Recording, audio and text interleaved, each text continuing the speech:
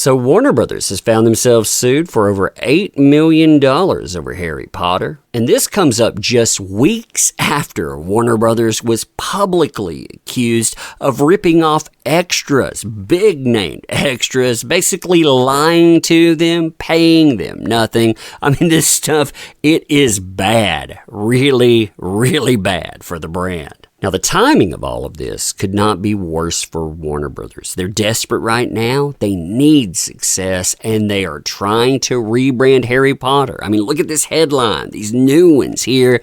That doesn't look good at all. See, an officially authorized Warner Brothers Harry Potter product is being blamed for almost blinding a 3-year-old. I mean, the headlines on that again for Harry Potter, trying to sell that to kids. Yeah, that's not good at all, Warner Brothers. And the worst thing about it, they didn't do a recall on this. They haven't done anything at all. It's still available on Amazon. Yep, ripping off extras, blinding kids. Crazy times, huh? Crazy times indeed.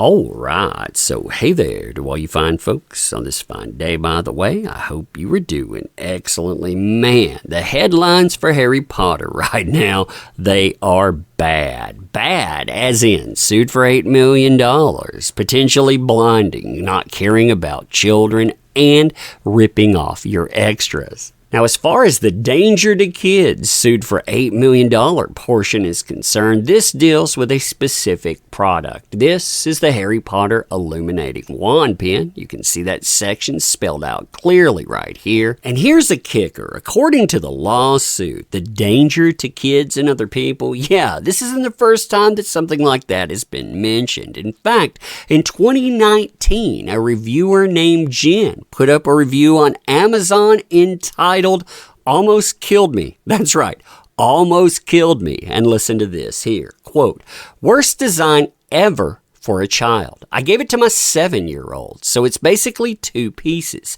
He goes to wave it because that's what you do with wands, and this heavy piece, I guess you would call it the pin cap, flies off, hits me in the head. It hurts so bad I thought I had an aneurysm. They had 2 emojis in there as well. I suppose it would work well with your enemies, but clearly my child is out of his league with this pen. Now this is the section that the mainstream media, they have been spreading everywhere, and this is bad for Warner Brothers and the Harry Potter brand, in my opinion. Why? Because it makes it sound like you shop for those items with Harry Potter. Yeah, they care about the money there, but they don't care about the safety of kids. See, in a section entitled Hunter's Eye, remember, we're talking about a 3-year-old here, is impaled by the Harry Potter Illuminating Wand.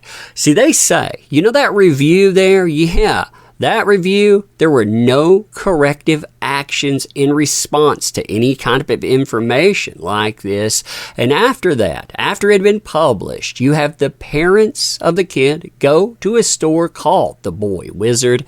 They couldn't see this review either because they were in a physical location. So they say 2 years later, this is 2 years after the warning, they say, October 2021, Andrew Perry and Hunter Perry were playing, and Andrew used the Harry Potter Illuminating Wand to mimic the swish and flick technique that Harry Potter and his friends were taught in the first movie.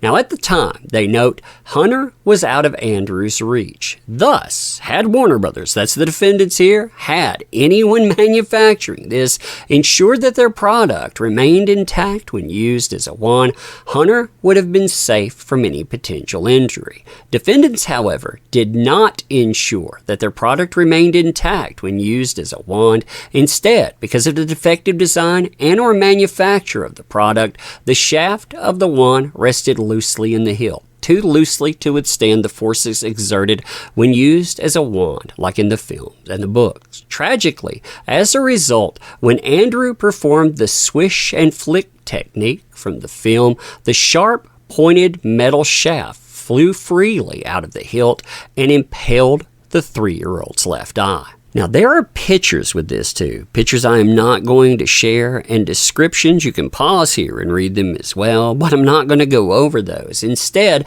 I'm going to note that the medical procedures, they note, have cost over $100,000 so far, and these expenses continue to accrue.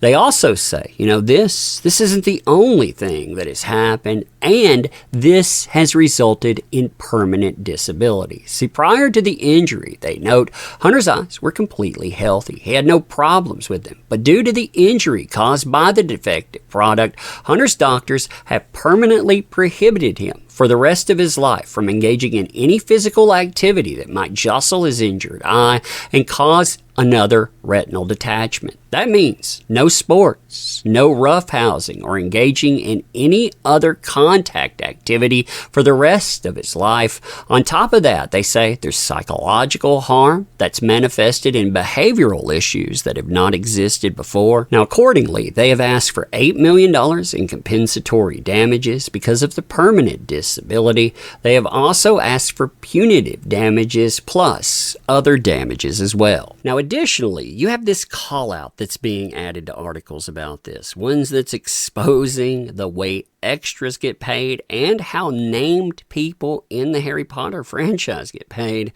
This doesn't look very good in my opinion. I mean, look at this. Right, let's talk about how much we got paid as extras for the Harry Potter films and how much I got paid when I became Eloise Midgen. There was a big jump in cash. So for context, in The Goblet of Fire, Daniel Radcliffe got paid $11 million. That's £9.5 million. Now, for extra context, we would do 12-hour days. Big 12-hour days. We would be called for breakfast to be like in the holding area outside set for 5:30 a.m. in the morning. And then be leaving at rush hour and be on the bus in like heavy traffic. Are you ready for how much we got paid? £35 a day. £35. That's £2.91 an hour. That's shameful. It is. I mean, even if you look at that, you're like, hey, you got paid per job.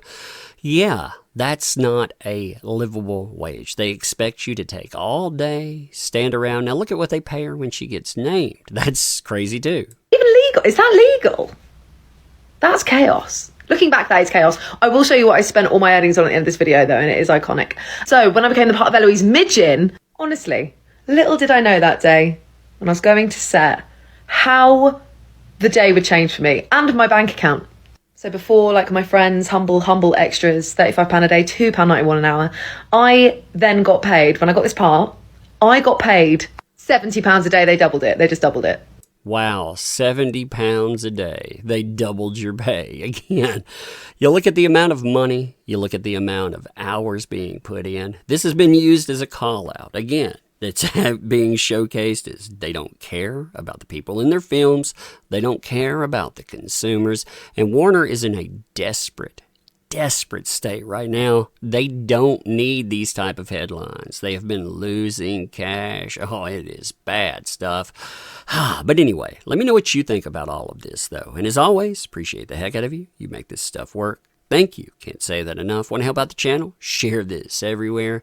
And again, thank you. Appreciate you.